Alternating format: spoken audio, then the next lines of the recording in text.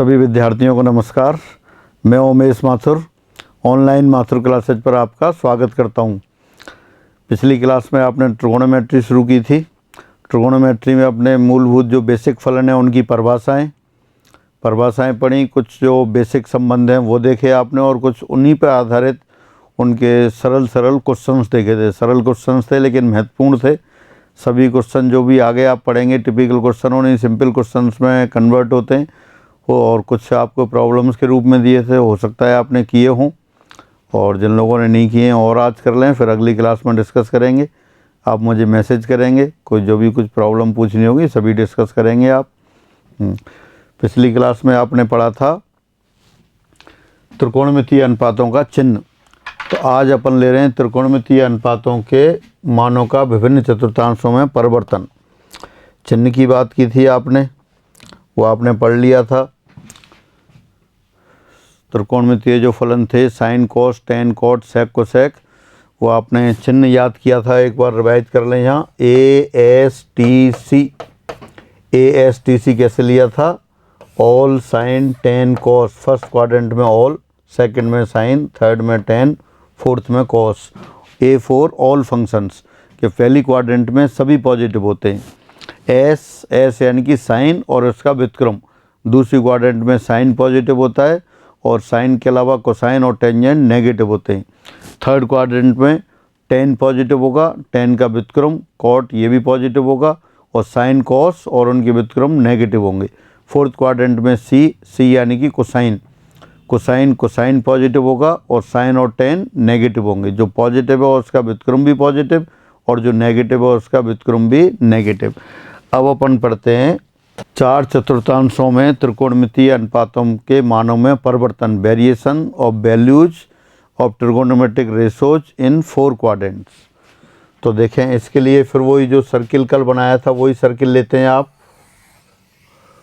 ये आपने unit circle लिया और यूनिट सर्किल में ऐसा सर्किल लिया जिसका केंद्र 0 0 पर है।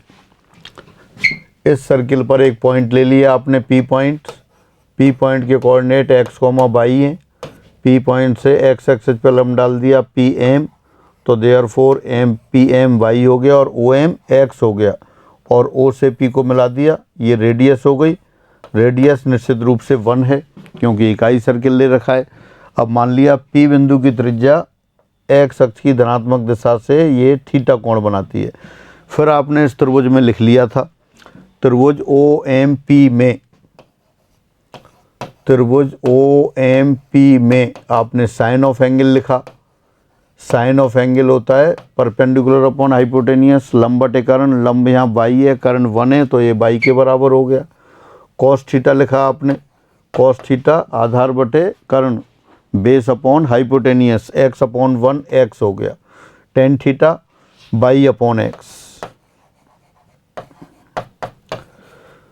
कल भी आपने, पिछली क्लास में भी आपने यही सर्किल बनाया था, और सर्किल से फिर अपन ने x और y के चिन्ह डिस्कस किए थे। साइन थीटा y के बराबर है तो जो y का चिन्ह होगा वही साइन थीटा का होगा। कॉस थीटा x के बराबर है, जो x का साइन होगा वही कोसाइन का साइन होगा। यहाँ चिन्ह नहीं है, अब यहाँ ले रहे हैं उनके मानों में परिवर्तन। साइन ऑफ एंगल y के इक्वल है, तो जो वेरिएशंस y के वैल्यूज में होंगे वही वेरिएशन साइन की वैल्यूज में होंगे।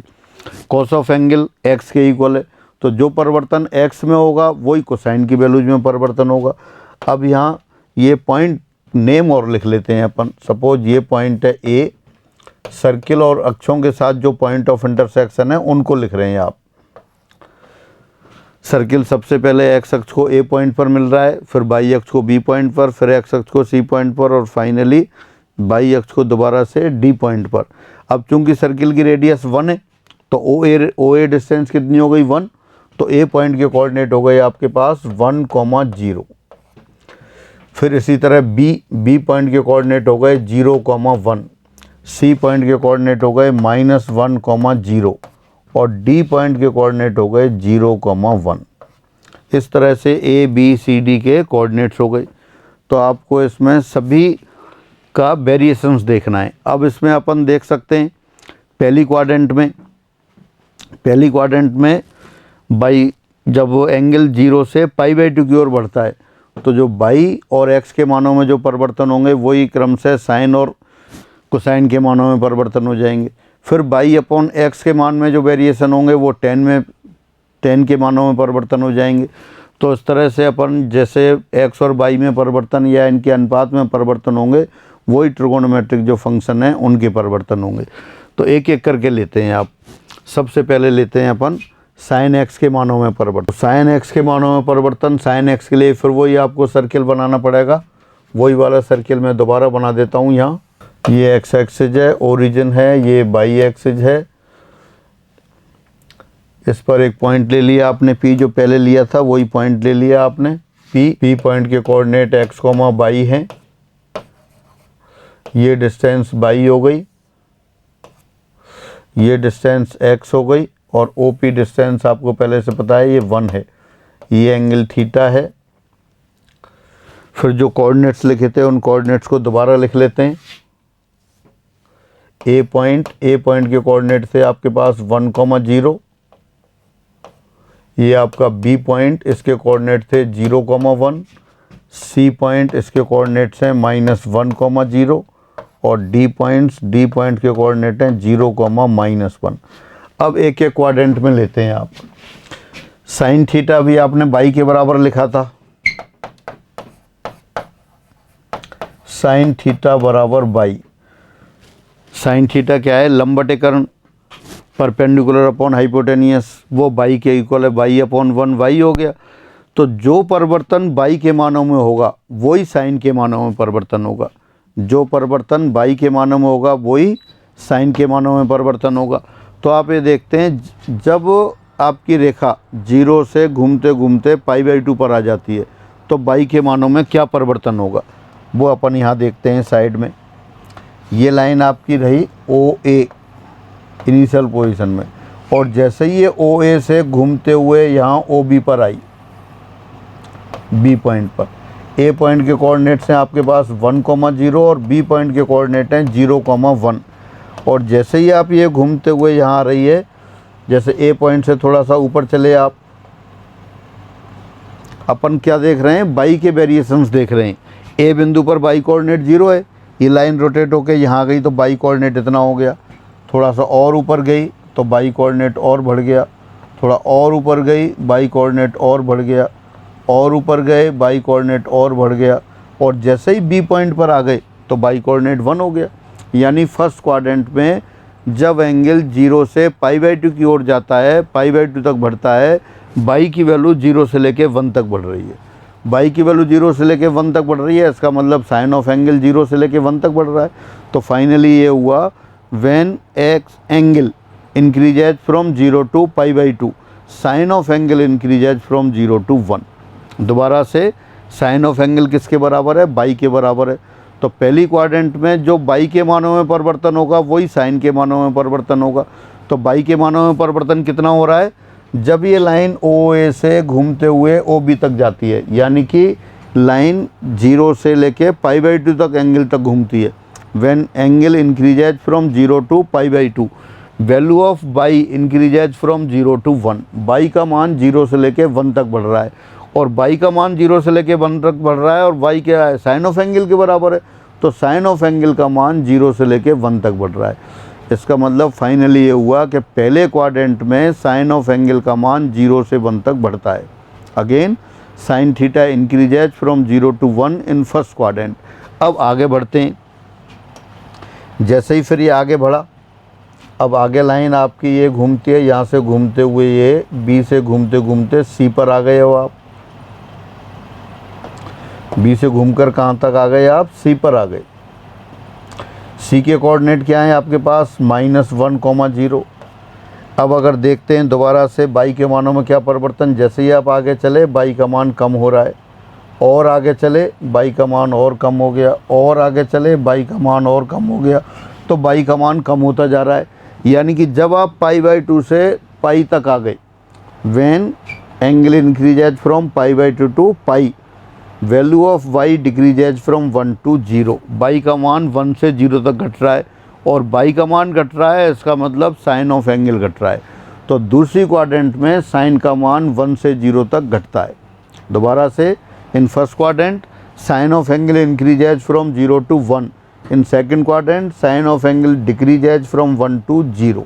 किसके वेरिएशन देख रहे हैं अपन? बाई के। और जो साइन ऑफ एंगल बाई के बराबर है, जो परिवर्तन बाई के मानों में हो रहा है वही साइन के मानों में परिवर्तन हो रहा है। तो पहली क्वाड्रेंट में बाई का मान 0 से 1 तक बढ़ा, दूसरी क्वाड्रेंट में बाई का मान 1 से 0 घटा। इसी के आधार पे अपन कह रहे हैं पहली क्वाड्रेंट में, पहले चतुर्थांश में साइन ऑफ एंगल का मान 0 से 1 तक बढ़ता है और दूसरे में 1 से 0 घटता है। अब आगे चलते हैं, फिर आप थर्ड क्वाड्रेंट की बात करते हैं। थर्ड क्वाड्रेंट में लाइन घूमते हुए फिर यहाँ पे कहाँ आएगी? सी पॉइंट पर आएगी, सी डी पर, ये डी पॉइंट पर आ गई। तो डी पॉइंट के कोऑर्डिनेट क्या हैं? आपके पास पहले से दिखाई दे रहे हैं। डी पॉइंट के कोऑर्डिनेट हैं 0, -1। तो यानी कि बाई का मान 0 से -1 तक घट गया। यानी कि जब लाइन घूमते हुए पाई से 3π/2 के कोण पर आती है, बाई का मान फिर 0 से घटते घटते -1 हो जा रहा है। 0 से -1 हो गया, इसका मतलब साइन ऑफ एंगल 0 से घटकर -1 हो गया। कहाँ? तीसरी क्वाड्रेंट में। और फिर चौथे क्वाड्रेंट में चलते हैं। तो चौथे क्वाड्रेंट में डी से फिर दोबारा आप ए पर आ गए। आप ए पर बाई कोऑर्डिनेट कितना है? 0 है। यानी कि जब आप 3π/2 से घूमते हुए 2π तक आएंगे, 3π/2 से 2π तक आने में क्या हुआ? बाई का मान -1 से बढ़ते हुए 0 हो गया।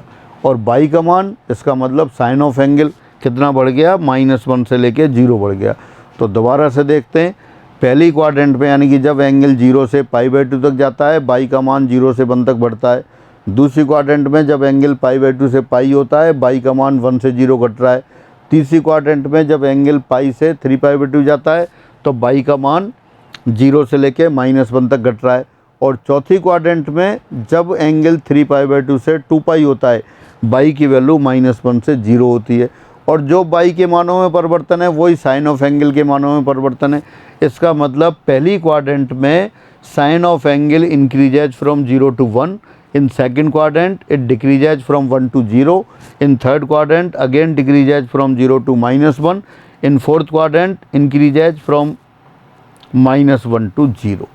तो ये पहले चतुर्थांश में साइन ऑफ, चारों चतुर्थांश में साइन ऑफ एंगल की वैल्यूज की बात रही। पहले क्वाड्रेंट में 0 से 1 तक बढ़ रहा है, दूसरे में 1 से 0 घट रहा है, तीसरे में 0 से -1 घट रहा है और चौथे में -1 से 0 बढ़ रहा है। तो ये साइन ऑफ एंगल की बात रही। अगर अपन कॉस ऑफ एंगल की बात करें, कॉस ऑफ एंगल कितना है? कॉस ऑफ एंगल अभी आपने देखा था, कॉस ऑफ एंगल x के बराबर है, कॉस ऑफ थीटा x के बराबर है। तो इसका मतलब जो परिवर्तन x के मानों में होगा वही कॉस के मानों में परिवर्तन होगा। पहली क्वाड्रेंट में देखते हैं, जब एंगल 0 से π/2 तक जाता है, x का मान 1 से घटते घटते 0 हो जाता है। इसका मतलब पहली क्वाड्रेंट में कॉस ऑफ एंगल 1 से लेके 0 तक घटेगा। दूसरे क्वाड्रेंट में देखते हैं, जब एंगल π/2 से पाई तक जाता है, x का मान 0 से घटते घटते -1 हो गया। यानी दूसरे क्वाड्रेंट में भी कॉस का मान घट रहा है। कहाँ से कहाँ तक घट रहा है? 0 से -1 तक घट रहा है। फिर तीसरे क्वाड्रेंट में देखते हैं, जब एंगल पाई से लेके 3π/2 तक बढ़ता है, x की वैल्यू -1 से 0 हो रही है, यानी कि x में वृद्धि हो रही है। चौथे क्वाड्रेंट में जब एंगल 3π/2 से 2π जाता है, x की वैल्यू 0 से लेके 1 हो रही है, यानी कि x में फिर वृद्धि हो रही है। फाइनली पहली क्वाड्रेंट में x का मान 1 से 0 घटता है, दूसरी क्वाड्रेंट में 0 से -1 घटता है, तीसरी क्वाड्रेंट में -1 से 0 बढ़ता है और चौथी क्वाड्रेंट में 0 से 1 तक बढ़ता है। और जो परिवर्तन है x के मानों में वही कोसाइन के मानों में परिवर्तन है। Finally cos of angle decreases in first quadrant from 1 to 0, again decreases in second quadrant from 0 to -1, and increases in third quadrant from -1 to 0, and again increases in fourth quadrant from 0 to 1।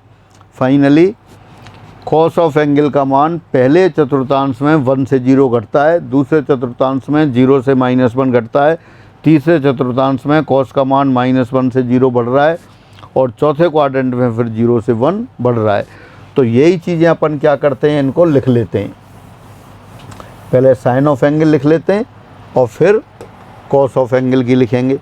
तो पहले sine x के मानों का 4 चतुर्थांशों में परिवर्तन। प्रथम पाद में साइन थीटा का मान 0 से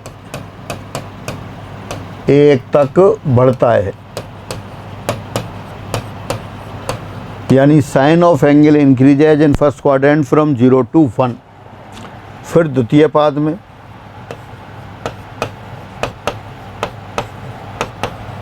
पाद में साइन थीटा का मान 1 से 0 तक घटता है।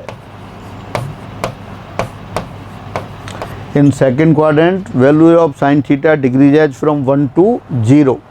In third quadrant, तृतीय पाद में sin थीटा का मान 0 से -1 तक घटता है। बिल्कुल ये सर्किल बना लेंगे और सर्किल से ही अपन याद करते हैं, 0 से -1 तक घट गया। फिर चौथे क्वाड्रेंट में -1 से 0 बढ़ता है। चतुर्थ पाद में साइन थीटा का मान -1 से 0 तक बढ़ता है। तो पहले आप सर्किल बना लेंगे, यूनिट रेडियस वाला सर्किल जिसका सेंटर ओरिजिन पे होगा। A B C D X के साथ उसके पॉइंट ऑफ इंटरसेक्शन लिख लिए। ए के कोऑर्डिनेट 1,0, बी के 0,1, सी का -1,0 और डी 0,-1। जो बाई में परिवर्तन है, चूँकि साइन थीटा बराबर बाई है तो बाई के मानों में जो परिवर्तन है वही साइन ऑफ एंगल में परिवर्तन है। In first quadrant sine of angle increases from 0 to 1। In second quadrant decreases from 1 to 0. In third quadrant again decreases from 0 to -1. In fourth quadrant sin of angle increases from -1 to 0। अब आप cos के लिए लिख लेते हैं। ये cos के मानों में वही सर्किल आपको याद है, तो ये सर्किल आपका A पॉइंट के कोऑर्डिनेट हैं आपके पास 1,0, B पॉइंट के कोऑर्डिनेट हैं आपके 0,1, C पॉइंट के कोऑर्डिनेट हैं -1,0 और डी पॉइंट के कोऑर्डिनेट हैं 0,-1। तो sine of cos of angle में जो कॉस ऑफ एंगल एक्स के इक्वल है, जो एक्स में परिवर्तन है वही कोसाइन में परिवर्तन है। अभी आपने देख लिया था पहले, अब लिख लेते हैं। प्रथम पाद में कॉस थीटा का मान एक्स यानी कि 1 से 0 तक घटता है। cos of angle decreases from 1 to 0 in first quadrant। द्वितीय पाद में cos of थीटा का मान 0 से -1 तक घटता है।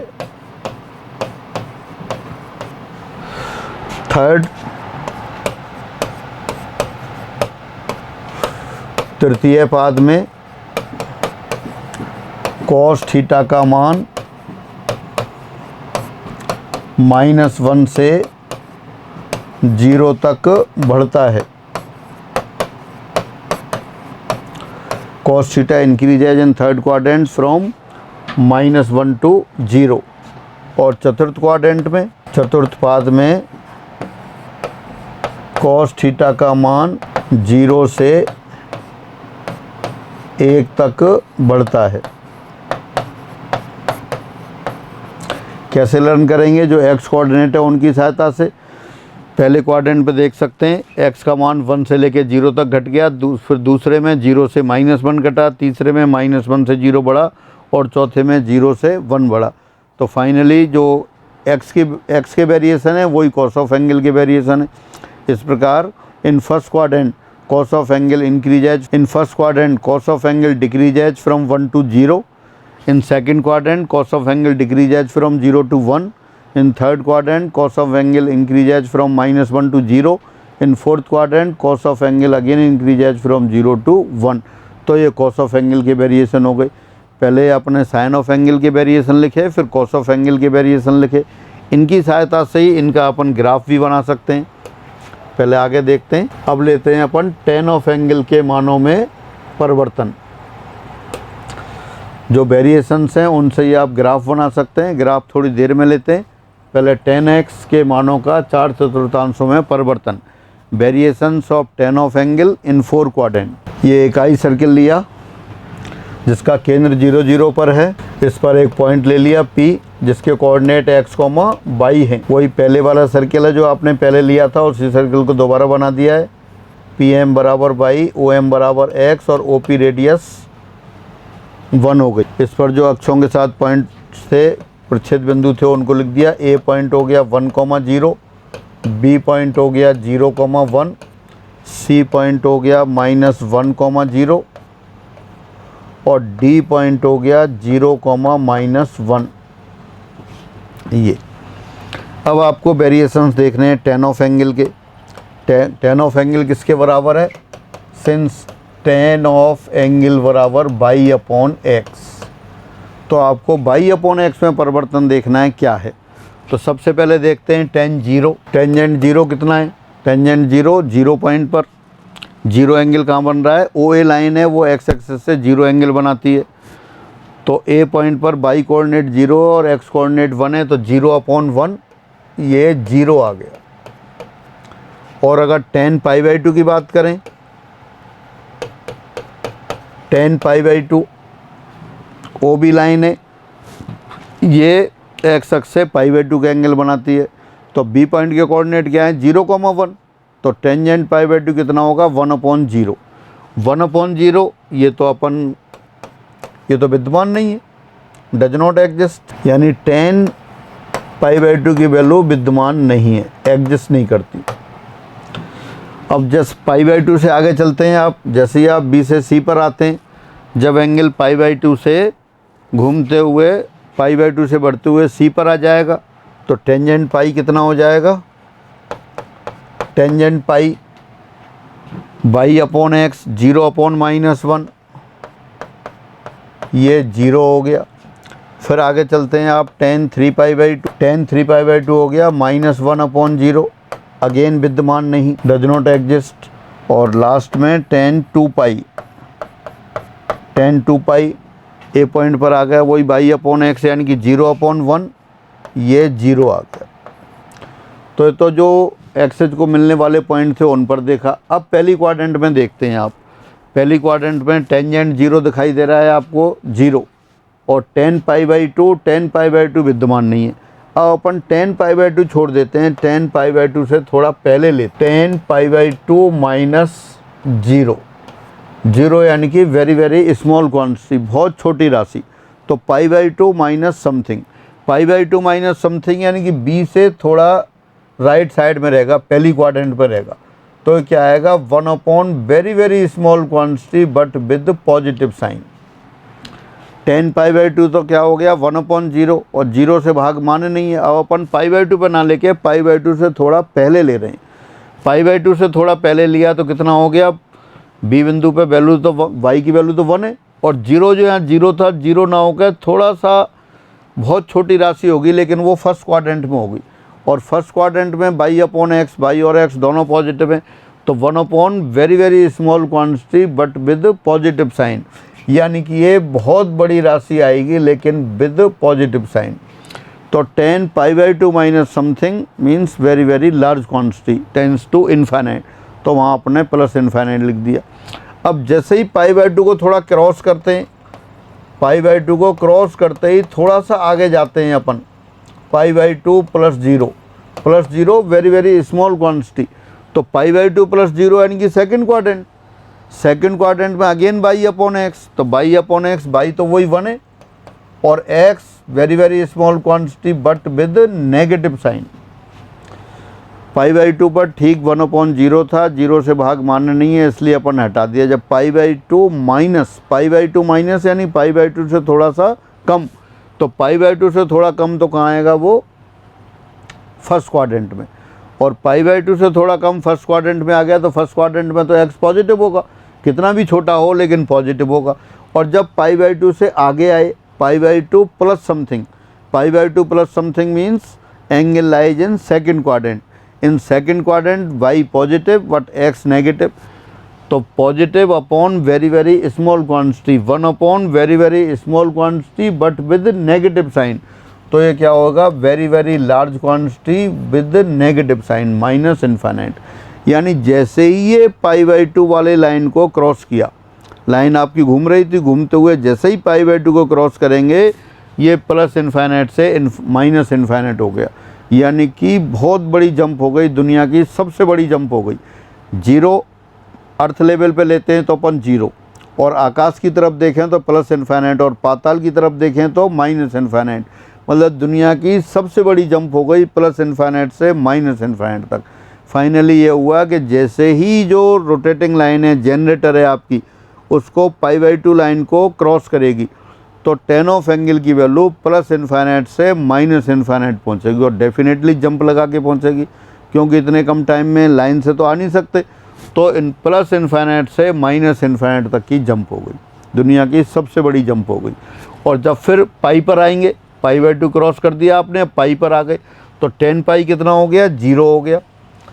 सी बिंदु पर OC लाइन एक्स अक्ष से कितना एंगल बना रही है, पाई एंगल बना रही है। और यहाँ सी बिंदु के सी के कोऑर्डिनेट क्या है, 0, -1, तो टेंजेंट पाई कितना हो गया, 0/-1 यानी कि 0, यानी कि टेंजेंट पाई 0 हो गया। तो फर्स्ट क्वाड्रेंट की अगर बात करते हैं तो फर्स्ट क्वाड्रेंट में tan 0 पर तो 0 था और tan π/2 विद्यमान नहीं था, लेकिन π/2 से ज़रा पहले प्लस इन्फाइनाइट था। तो आप कह सकते हैं in first quadrant tan of angle increases from 0 to infinite. दोबारा से टेंजेंट 0 आपने बता दिया 0, और tangent π/2 minus something, that something is very very small, तो वो कितना हो रहा है, प्लस इन्फाइनाइट। यानी कि जब एंगल 0 से π/2 की ओर जाएगा, tan of angle increases from 0 to infinite, 0 to towards infinite. और जैसे ही π/2 को आपने क्रॉस किया, कितना हो गया, माइनस इन्फाइनाइट, और माइनस इन्फाइनाइट हो गया, और पाई पर आते आते कितना हो गया, 0। तो दूसरे क्वाड्रेंट में tan की वैल्यू माइनस इन्फाइनाइट से 0 हो रही है, यानी पहली क्वाड्रेंट में भी इंक्रीज हो रही है और सेकंड क्वाड्रेंट में भी इंक्रीज हो रही है। सेकंड क्वाड्रेंट में माइनस इन्फाइनाइट से 0 तक जा रहा है। तो finally in first quadrant tan of angle increases from 0 to infinite, in second quadrant tan of angle increases from minus infinite to 0। अब थर्ड क्वाड्रेंट की बात करते हैं। थर्ड क्वाड्रेंट पे फिर अपन आते हैं, 3π/2 पर वैल्यू देख ली थी, विद्यमान नहीं है, लेकिन अब tan 3π/2 माइनस की बात करते हैं। tan 3π/2 माइनस समथिंग, 3π/2 पर डी पॉइंट है, बाई की वैल्यू तो कितनी है, -1/0। अब अपन 0 यानी कि वेरी वेरी स्मॉल क्वांटिटी, तो ये very very small quantity with positive sign और नेगेटिव साइन, ये बताएं आप। दोबारा से टेंजेंट 3π/2 विद्यमान नहीं है, क्योंकि 0 से भाग मान्य नहीं है। अब आपने लिखा है 3π/2 minus something less than 3π/2।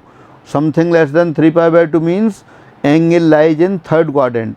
In third quadrant x as well as y both are negative, तो -y/-x, मतलब y भी नेगेटिव साइन और x भी नेगेटिव साइन, तो 0 विद नेगेटिव साइन आएगा, यानी कि ये प्लस इन्फाइनाइट हो गया।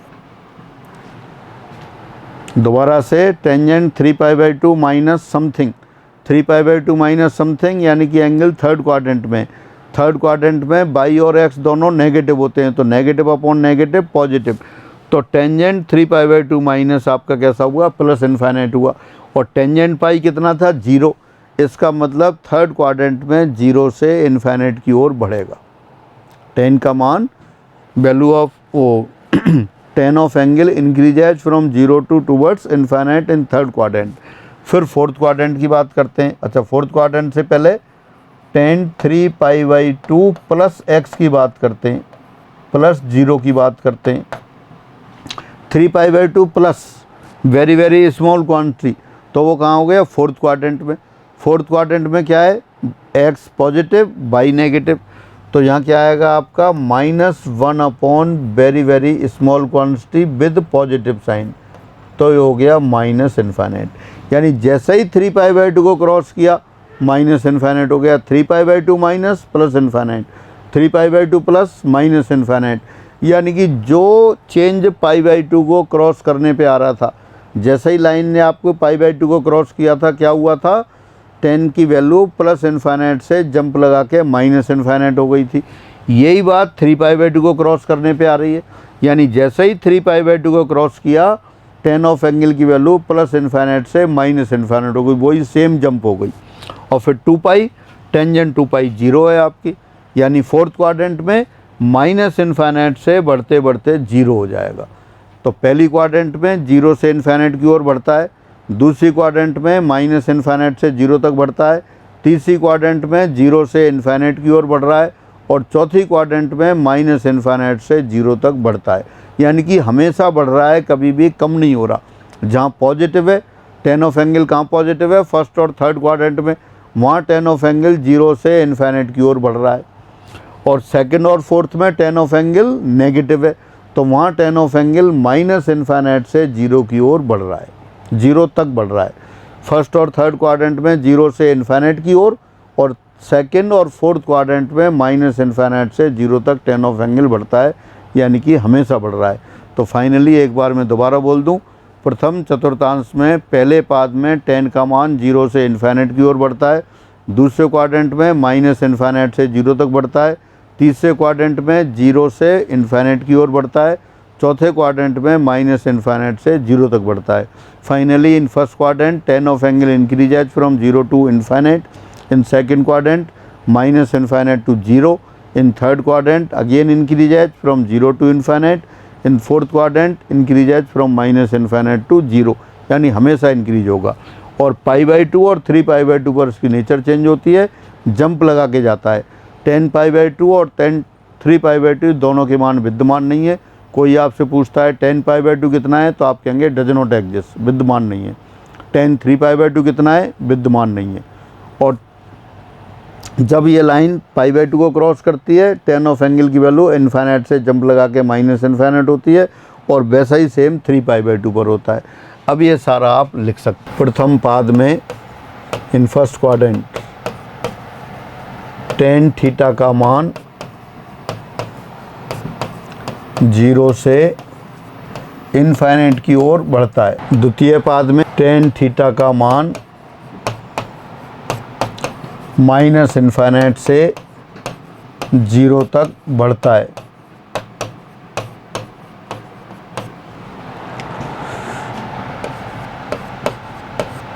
तृतीय पाद में tan थीटा का मान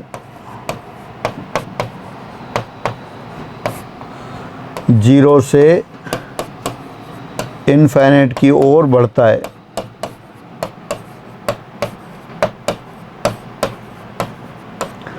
चतुर्थ पाद में इन फोर्थ क्वाड्रेंट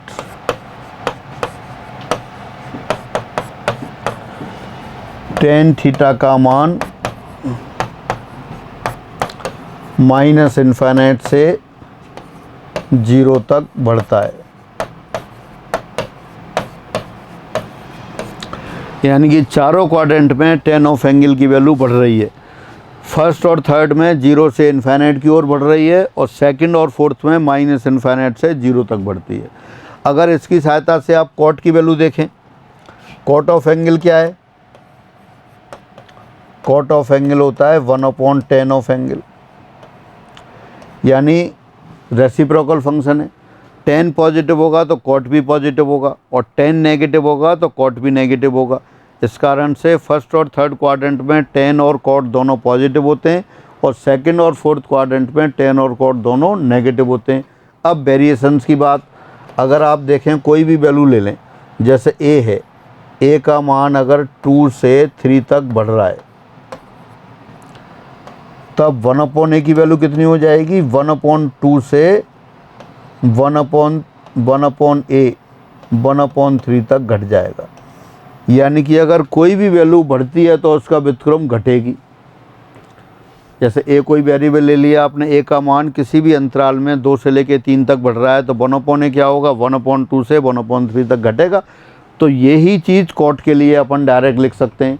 tan के वेरिएशन अपन सर्किल से देख रहे थे, कॉट के वेरिएशंस tan की सहायता से लिख सकते हैं। पहली क्वाड्रेंट में tan का मान बढ़ रहा था, दूसरी क्वाड्रेंट में भी tan बढ़ रहा था, तीसरी में भी बढ़ रहा था, चौथी में भी बढ़ रहा था। tan का मान बढ़ रहा है तो 1/tan कॉट यानी घटेगा। फिर ये tan दूसरे क्वाड्रेंट में बढ़ रहा है तो कॉट भी घटेगा।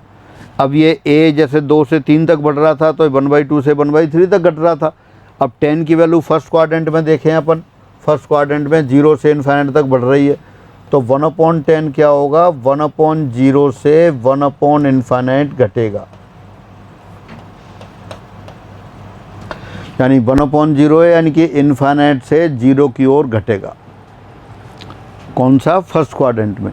और थर्ड में भी यही होगा, अगर tan ऑफ एंगल बढ़ रहा है तो cot ऑफ एंगल घटेगा। और सेकंड और फोर्थ में, सेकंड में क्या है, cot 10 की वैल्यू -इन्फिनिटी से 0 तक बढ़ती है, तो cot की वैल्यू क्या होगी, -इन्फिनिटी से 1/0 तक घट जाएगी।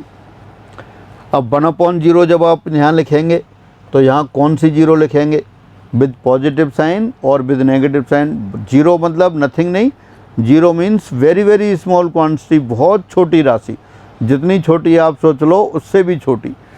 तो यहाँ जब आपने लिखा था 0, तो 0 फर्स्ट क्वाड्रेंट में ले रहा था, तो जैसे ही 0 से आप आगे चले पॉजिटिव होता है, तो यहाँ भी पॉजिटिव होगा। तो 1/, बहुत छोटी राशि, यानी कि इन्फिनिटी से 0 तक घटेगी ये। और थर्ड में भी यही स्थिति होगी। और सेकंड में -इन्फिनिटी से 0 तक बढ़ता है। अब सेकंड में 10 कैसा होता है, नेगेटिव, तो वहाँ -1/-इन्फिनिटी से 1/0 और 0 विद नेगेटिव साइन, क्योंकि सेकंड क्वाड्रेंट में 10 नेगेटिव ही है तो वो नेगेटिव ही रहेगा, तो यानी कि 0 से -इन्फिनिटी की ओर जाएगी। तो जो 10 के वेरिएशन है उन्हीं की सहायता से अपन cot के वेरिएशंस लिखते हैं। प्रथम पाद में in first quadrant cot theta का मान, tan of angle increases from 0 to infinity, तो cot ऑफ एंगल रिवर्स हो जाएगा, 1/0 से 1/इन्फिनिटी, अर्थात इन्फिनिटी से 0 तक घटता है। यही तो फर्स्ट क्वाड्रेंट में रहा और ये ही थर्ड क्वाड्रेंट में रहा, बिल्कुल सेम यही थर्ड क्वाड्रेंट में हो गया। फिर सेकंड क्वाड्रेंट की बात करते हैं। द्वितीय पाद में cot थीटा का मान, tan को लर्न करते हैं, tan को याद करते हैं। tan थीटा का मान क्या था, -इन्फिनिटी से 0 तक बढ़ रहा था, ये रेसिप्रोकल हो गया, तो 1/-इन्फिनिटी से 1/0। और सेकंड क्वाड्रेंट में था, सेकंड में तो ये नेगेटिव होता है, नेगेटिव होता है तो ये भी नेगेटिव होगा, 0 विद नेगेटिव साइन, अर्थात 0 से -इन्फिनिटी की ओर घटता है। अब इन्फिनिटी या -इन्फिनिटी आ गया तो तक नहीं लिख सकते, -इन्फिनिटी की ओर घटता है। और जो द्वितीय पाद में वो ही चतुर्थ पाद में होगा, यानी फर्स्ट और थर्ड क्वाड्रेंट सेम और सेकंड और फोर्थ क्वाड्रेंट सेम। तो ये साइन, कॉस, tan और cot के वेरिएशंस रहे। साइन का रेसिप्रोकल कोसेक है, तो साइन के सहायता से कोसेक के लिखेंगे अपन, और कॉस की सहायता से सेक के लिखेंगे। तो ये वेरिएशन फिर कोसेक और सेक के अगली क्लास में देखेंगे, लेकिन अभी अपन इनकी सहायता से ग्राफ बनाते हैं। ग्राफ इसलिए बना रहा हूँ, पहले डोमेन, रेंज, ग्राफ सब ले लेते हैं साथ साथ, त्रिकोणमितीय फलनों के ग्राफ एवं प्रांत व परसर। तो सबसे पहले अपन साइन वाला लेंगे और साइन के बाद फिर कॉस वाला लेंगे। इन दो पे मैं आपको कुछ क्वेश्चन पूछूंगा, फिर वो क्वेश्चन और बाकी जो कोसेक और सेक वो अगली क्लास में डिस्कस करेंगे। तो देखिए, इनके ग्राफ बनाने थे, तो ग्राफ के लिए अपने पास वही वेरिएशन जो यहाँ से आपने याद किए हैं अभी, उन्हीं वेरिएशंस को की सहायता से आप करेंगे। ये दोबारा मैं याद दिला देता हूँ। ए पॉइंट था आपके पास 1,0, बी पॉइंट था 0,1, सी पॉइंट है आपके पास -1,0 और डी पॉइंट है आपके पास 0,-1। ये पी पॉइंट था, x, y था, एम, ये ओ, रेडियस 1, ये एंगल थीटा। जब भी आपको ग्राफ बनाना हो, वेरिएशन याद करने हो, भूल गए हो, वेरिएशन याद कर लिया तो आप सर्किल बना लेंगे और सर्किल से ही देखेंगे। पहली क्वाड्रेंट में y की वैल्यू 0 से 1 बढ़ रही थी, फिर सेकंड में 1 से 0, फिर 0 से -1 घटी और -1 से 0। और जो y के मानों में परिवर्तन था वही साइन के मानों में परिवर्तन था, और जो x के मानों में परिवर्तन है वही कोसाइन के मानों में। x क्या है, पहली क्वाड्रेंट में 1 से 0 घटा, दूसरी में 0 से -1 घटा, तीसरे में -1 से 0 और चौथे में 0 से 1 बढ़ गया। अब अपन के ग्राफ ड्रॉ। तो सबसे पहले लेते हैं y बराबर साइन एक्स का ग्राफ। तो y बराबर साइन एक्स का ग्राफ, ये एक्स एक्सिस ले ली, एक लाइन ले ली आपने यहाँ y बराबर 1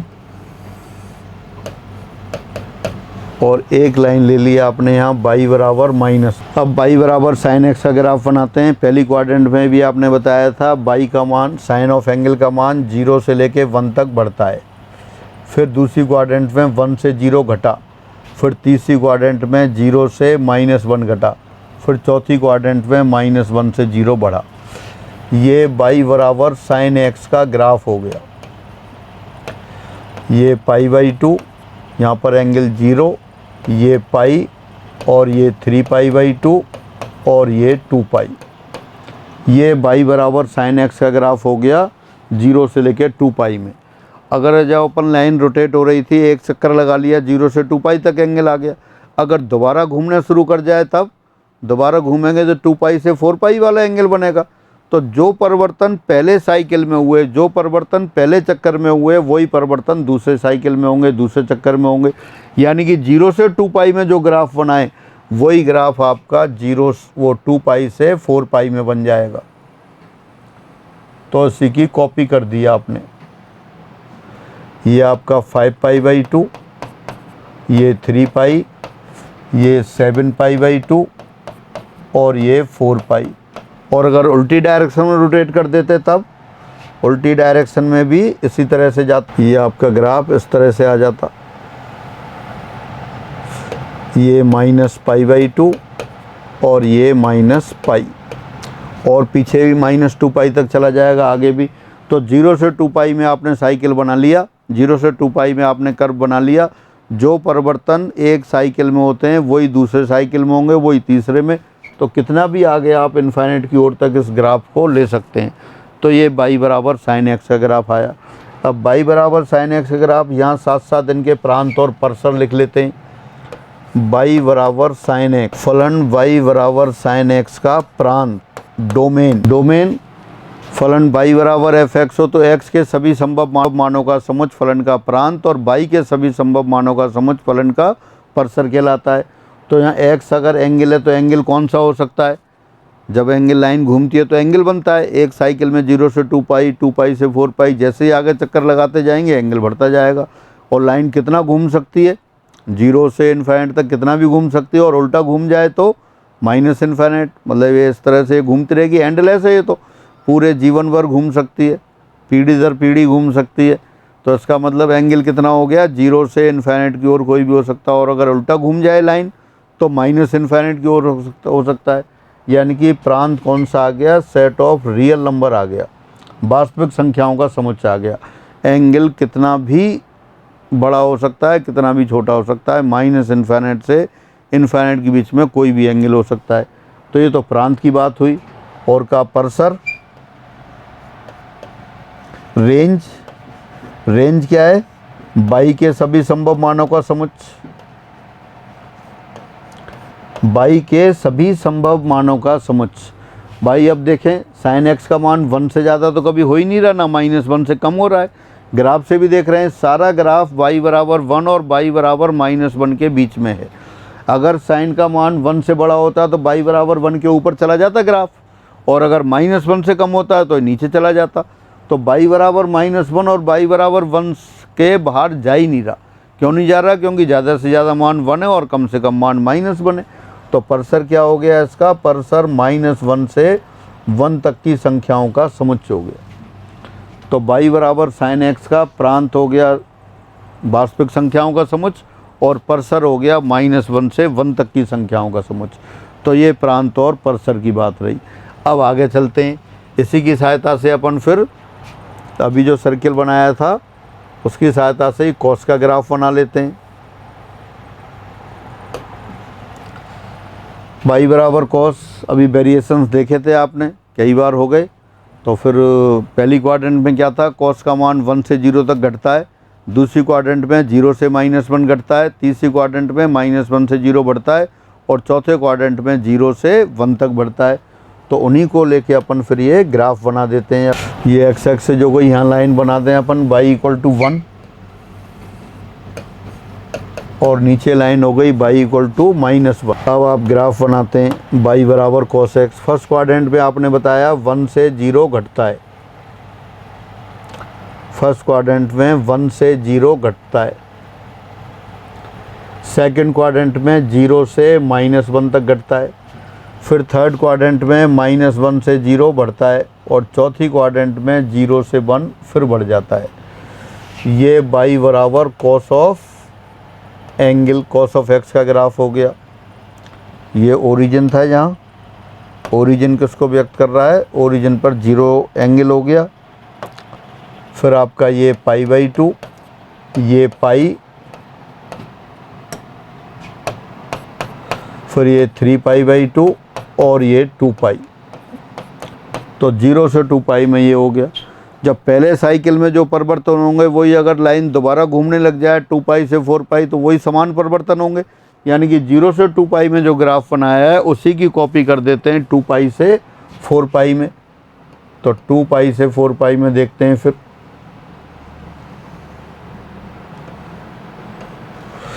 तो ये 5π/2 हो गया, ये फिर 3π, ये 7π/2 और यहाँ आ गए आपके फिर ये 4π।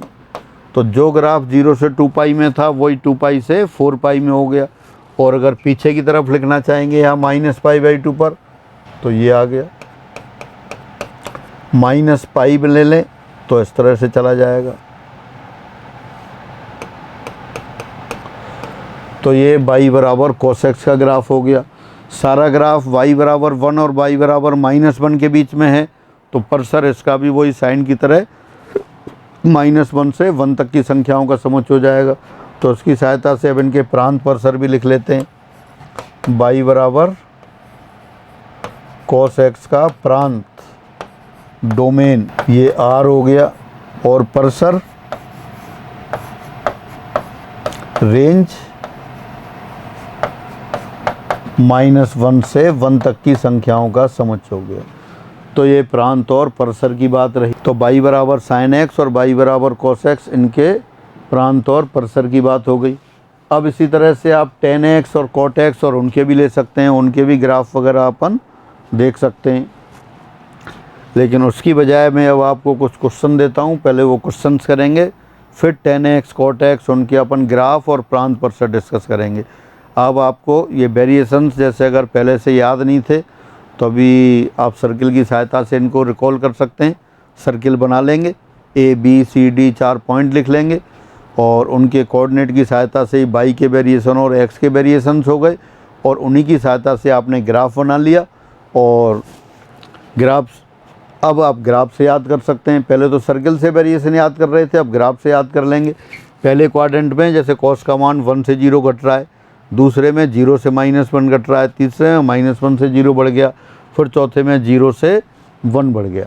तो जो पहले साइकिल में परिवर्तन होता है वही दूसरे साइकिल में। तो साइन कोसाइन के ग्राफ 0 से 2π में आप याद करके इनसे इनके वेरिएशन याद कर सकते हैं। अब मैं कुछ क्वेश्चन लिख देता हूँ आपको, मैं कुछ स्टेटमेंट लिख रहा हूँ तो आपको बताना है इनमें से कौन से सत्य हैं और कौन से असत्य हैं, करेक्ट और इनकरेक्ट बताना है। Find which of the following statements are correct और इनकरेक्ट। तो देखिए कुछ क्वेश्चन मैं लिख देता हूँ। नंबर 1, sin 1 greater than sin 1 degree. Second, sin 1 less than sin 1 degree. जहाँ कोई यूनिट नहीं लिखी जा रही है वो रेडियन है। sin 1 mean sin 1 radian, sin 1 degree. अब इनमें से कौन सा सही है? Third, cos 1 greater than cos 1 degree. cos 1 less than cos 1 degree. Fifth, sin 1 greater than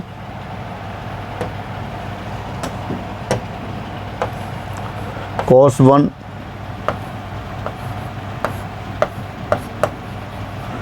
sin 1 less than cos 1। sin 1 degree greater than cos 1 degree. Sine 1 degree less than cos 1 degree,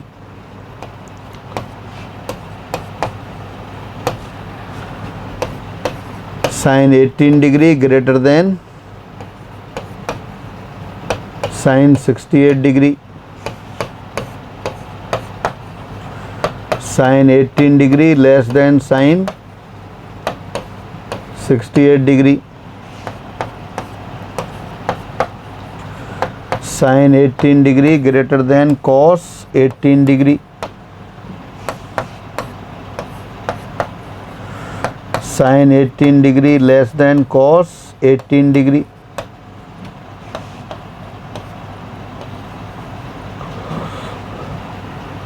cos 18 degree greater than cos 68 degree, cos 18 degree less than cos 68 degree,